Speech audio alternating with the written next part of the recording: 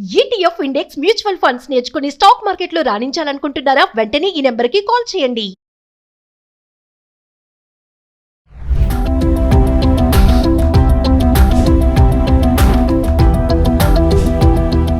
నమస్తే, welcome back to Suman TV. ప్రస్తుతం మనతో పాటు ఉన్నారు అసిస్టెంట్ ప్రొఫెసర్ అట్ విజేఐఎం రామకృష్ణ గారు.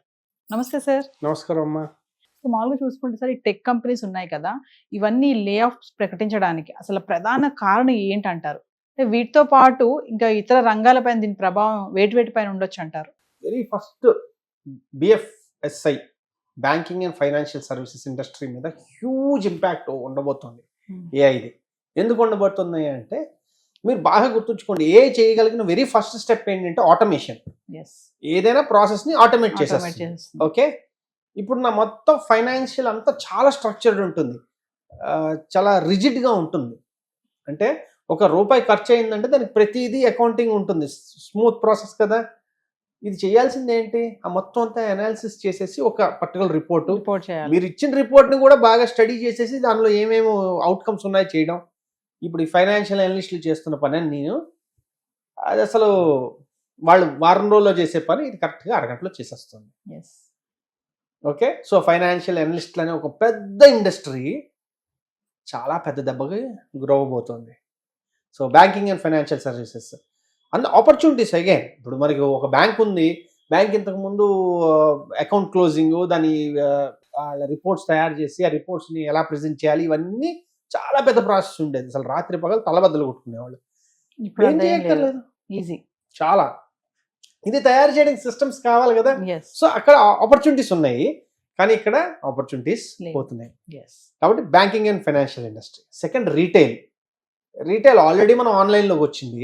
ఇందాకే చెప్పినట్టుగా ఆన్లైన్లో కూడా హ్యూమన్ ఇంటర్ఫేస్తో కాకుండా ఏఐ ఇంటర్ఫేస్తో ఉన్న ఆన్లైన్ని ఎలా హ్యాండిల్ చేయగలగాలి అన్నది సెకండ్ హ్యూజ్ చేంజ్ అనేది రీటైల్ మీద కలగబోతోంది. సో కన్స్యూమర్ ప్రొడక్ట్స్ ఇవన్నీ ఉంటాయి కదా, వాటి మీద చాలా పెద్ద ఎఫెక్ట్ కలగబోతోంది. ఇవి మేజర్. టెక్ కంపెనీస్ తీయడానికి గల రీజన్స్ ఏంటి సార్, లే ఆఫ్స్ ప్రకటించడానికి? మెయిన్ రీజన్ ఒకటి చెప్పా కదా, వాళ్ళకి ఎవరైతే క్లయింట్స్ ఉన్నారో వాళ్ళు ఇంకా నేను గట్టిగా మన ఏ తాలూకు ఇంప్లిమెంటేషన్ జరగలేదు కాబట్టి ఇవన్నీ మాట్లాడుకుంటున్నాం. ఒక్కసారి ఏ ఇంప్లిమెంటేషన్ ప్రాపర్గా ఒక లెవెల్లో జరిగితే, అంటే మనం యూజ్ చేసే ఏ సర్వీసెస్ ఏవైతే ఉన్నాయో, ఫర్ ఎగ్జాంపుల్ పర్ప్లెక్సిటీ ప్రో, లేకపోతే జెమినీ ప్రో, ఇలాంటివి ఉన్నాయి కదా, మనకి చాలా బేస్ లెవెల్లో ఉన్నామన్నమాట మన దగ్గరికి వచ్చేవి. అదే సార్, ఆల్రెడీ ఏ వచ్చేసింది, చాలా నష్టాలు అన్ని పోతున్నాయి, జాబ్స్ పోతున్నాయి అని అంటున్నారు కదా. అదే మీకు ఎగ్జాంపుల్ చెప్పడానికి చెప్తున్నాను.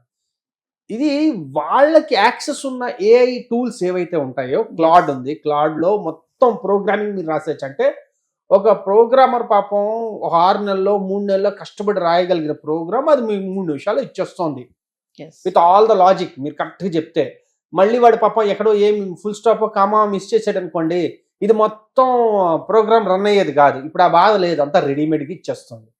కాబట్టి ఇవన్నీ ఏమవుతాయంటే, ఒకటి మనం బాగా గుర్తుంచుకోవాల్సిన విషయం ఏంటంటే, ఏ ఈజ్ నాట్ మ్యాజిక్. ఓకే, దానిలోని మిస్టేక్స్ ఉంటాయి, దానిలోని హాలుసినేషన్స్ అంటారు, అది చాలా ఊహించేసుకుంటూ ఉంటుంది, దాన్ని మనం కంట్రోల్లో చేయాలి. అలాగే ఏ ఏజెంట్స్ ఉన్నాయి, ఒక రీసెర్చ్ చేస్తే almost 70% of the A agents were ineffective, అంటే రాంగ్ అవుట్పుట్లు ఇవ్వడం. కాబట్టి అందుకనే చెప్పాను, ఇప్పుడే మనం ఏమి చూడలేదని ఎందుకు చెప్పానంటే, వాటి సిస్టమ్స్ ఇంకా రెడీ అవుతున్నాయి, వాటి మిస్టేక్స్ని అవి నేర్చుకుంటుండడం జరుగుతుంది. ఫ్యూచర్లో ఏం జరుగుతుందంటే, ఆల్ యువర్ మిడిల్ లెవెల్, ఇప్పుడు మీకు బహుశా 12,000 మందిని తీసేసింది కూడా మాక్సిమం మిడిల్ లెవెల్లో ఉన్న వాళ్ళని తీసేశారు. ఇంకా నెక్స్ట్ ఫ్రంట్ లెవెల్లోకి వస్తుంది. ఫ్రంట్ లెవెల్లోకి ఒకసారి వచ్చిందంటే, ఇంతకుముందు 10 మంది టెస్టర్స్ ఉన్నవాళ్ళు ఒకడు ఉంటాడు. ఓకే, సైమల్టేనియస్గా ఎన్ని ప్రాజెక్టులను చేయగలడు. ఓకే, అలాగే కోడింగ్, ఆల్మోస్ట్ కోడర్స్లో చాలా మటుకు రెడెండెంట్ అయిపోతారు. ఇది మనం అందుకనే పూర్తిగా చూడట్లేదు అంటున్నాం. ఏంటంటే ఈ ప్రాబ్లమెటిక్ ప్రోగ్రామ్స్ ఏవైతే ఉన్నాయో వాటిని ఇంకా టెస్ట్ చేస్తున్నారు, దాన్ని ఇంకా మెషిన్ ఫీడ్ చేస్తున్నారు. ఇప్పుడు మనం యూజ్ చేస్తున్న ఏవైతే ఉన్నాయో ఇవన్నీ కూడా వాటికి డేటా అనమాట, ఆహారం. మనం అంత ఆహారాన్ని ఇస్తున్నాం, ఏది జెమినీయో చాట్ జీపీటీలో వీళ్ళందరూ వాడుతున్న వాటికి ఆహారం అనమాట. సో వాటన్నిటి నుంచి నేర్చుకుని అది వన్స్ ఒక డీసెంట్ లెవెల్ ఆఫ్ పర్ఫెక్షన్లోకి వస్తే అప్పుడు మీరు సినిమా సరిగ్గా చూదురు. కానీ అంటే సార్ ముందు ముందు స్మార్ట్ అండ్ స్కిల్స్ టాలెంట్స్ ఉన్న వాళ్ళకి జాబ్ ఆపర్చునిటీస్ ఉంటాయంటారా? అబ్సల్యూట్లీ. ఇప్పుడు ఏఐ ఫర్ ఆల్ అనేది ఒక మంత్రం అవ్వాలి. అందుకే మీ గవర్నమెంట్ కూడా ఏఐకి సంబంధించి చాలా దాన్ని ఏమంటారంటే ప్రొయాక్టివ్గా ఉంది. మీరు ఏఐ సిలబస్ చూసారనుకోండి, 10th standard CBSE AI syllabus చూసారనుకోండి, బై గాడ్స్ గ్రేస్ నేను కూడా చదవాల్సి వచ్చింది మా అబ్బాయి కోసం. So I really appreciative because they have given all the right concepts at the early age. ఇప్పుడు ఆ ఏజ్లో కానీ ఏఐ గురించి తెలుసుకుని అందులో ఒక అట్లీస్ట్ ఒక 2%, 5% కానీ స్టార్ట్ చేశారంటే వర్క్ చేయడం, వాళ్ళు definitely they can actually do wonders. అంటే మనం చెప్పే కదా ఇందాక కొన్నిసార్లు మనం మాట్లాడుకుంటుంటాం మన ఎడ్యుకేషన్ సిస్టంలోని ఇష్యూస్. అంటే ఏది ఎప్పుడు మనం అందివ్వాలన్నది సరిగ్గా ఇది లేక, ఏఐ అనేది ఏంటంటే ఎంత ఎర్లీ ఏజ్లో, అంటే మరీ 4 years 5 years ఉన్నప్పుడు కాదు నా ఉద్దేశం, ఇది 10, 11, 12 years ఆ ఏజ్లో కానీ వాళ్ళకి ఎక్స్పోజ్ చేసి వాళ్ళకి వర్క్ చేయడం మొదలు పెడితే మనం చూస్తూ ఉంటాం.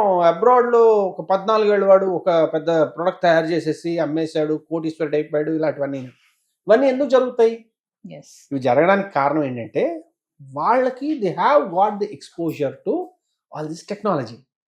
ఒక బిజినెస్ ప్రాబ్లం అర్థం చేసుకుంటారు. కాబట్టి నా ఉద్దేశం ఏంటంటే అందరికీ ఇది నా సలహా, తల్లిదండ్రులకి పిల్లలకి అందరికీ సలహా ఏంటంటే తెలుసుకోండి. ఇప్పుడు మీరు అన్నీ చేసేయక్కర్లేదు, కానీ తెలుసుకోండి, దాని అప్లికేషన్స్ ఎలా ఉన్నాయో తెలుసుకోండి. మీ దగ్గర మీరేమైనా చిన్నవి తయారు చేసామనుకున్నా చేసుకోండి. ఇప్పుడు సపోజ్ మీ ఇంట్లో మంత్లీ ఎక్స్పెండిచర్ అవుతుంది, వాటన్నిటికి సంబంధించిన యాప్ ఉంది, ఉండనియండి. కానీ మీరు సరదా కూడా తయారు చేసుకుంటే ఒక ఆర్గనైజరు, మీరు ఉన్న లో కోడ్ నో కోడ్తో మీరు తయారు చేసుకోగలరా? సరదాగా అదొక ఫ్యామిలీ ప్రాజెక్ట్ కింద చేసుకోండి. చేస్తే ఏమవుతుందంటే we're getting used to it. ఒక సినిమా గురించి మనం ఎలా డిస్కస్ చేసుకుంటున్నామో అలా ఏ ప్రాజెక్ట్ గురించి డిస్కస్ చేసుకుంటేనే ఫ్యూచర్. అంటే ఎందుకు ఇది చెప్తున్నానంటే భారతదేశానికి ఇది ఎందుకు చాలా ఇంపార్టెంట్ అంటే మన దేశంలోనే చాలామంది సాఫ్ట్వేర్ మీద ఆధారపడి ఉన్నారు. వాళ్ళకి ఏదైనా అయ్యిందంటే మళ్ళీ కొంచెం ఇబ్బంది అవుతుంది.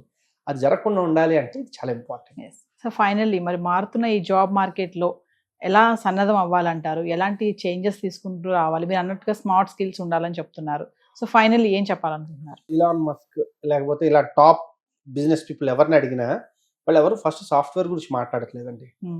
వాళ్ళు కోర్ సైన్సెస్ నేర్చుకోండి, ఫిజిక్స్ కానీ మెకానికల్ కానీ ఏదైనా కోర్ నేర్చుకోండి.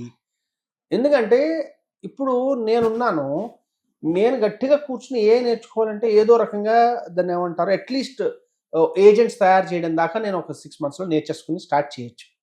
కానీ సపోజ్ ఒక మెషిన్ ఉంది, ఒక కార్ ఉంది, సెల్ఫ్ డ్రివెన్ కార్ ఉంది. సెల్ఫ్ డ్రివెన్ కార్లో దాన్ని ఆటోమేట్ చేయాలంటే చాలా వర్క్ ఏదైతే ఉందో అది ఓన్లీ ఇంజనీర్స్ చేయగలరు. మెకానికల్ ఇంజనీర్స్ చాలా బాగా చేయగలరు, ఎలక్ట్రికల్ ఇంజనీర్స్ చాలా బాగా చేయగలరు. ఓకేనండి. సో మనకు ఆ కోర్ నాలెడ్జ్ చాలా ఇంపార్టెంట్. మీరు సివిల్ తీసుకోండి, మెకానికల్ తీసుకోండి, ఈసీ తీసుకోండి, లేదంటే మెకాట్రానిక్స్ తీసుకోండి, ఏవి తీసుకున్నా ఓకే. ఇప్పుడు ఏంటంటే వేలం వెర్రిగా ఏఎంఎల్ లేకపోతే దీనికి ఏఐకి విపరీతంగా డబ్బులు ఖర్చు పెట్టేసి వెళ్తున్నారు. వీళ్ళందరూ ఇంజనీర్స్ అవ్వట్లేదు కదా. వీళ్ళు దానికి అదేదో హిందీలో ఒక సామెత ఉంటుంది, ఘర్కా ధోబీకా కుత్తానా ఘర్కానా ఘాట్, కానీ వీళ్ళు యువతల ఒక కోర్ ఐడియా లేదు.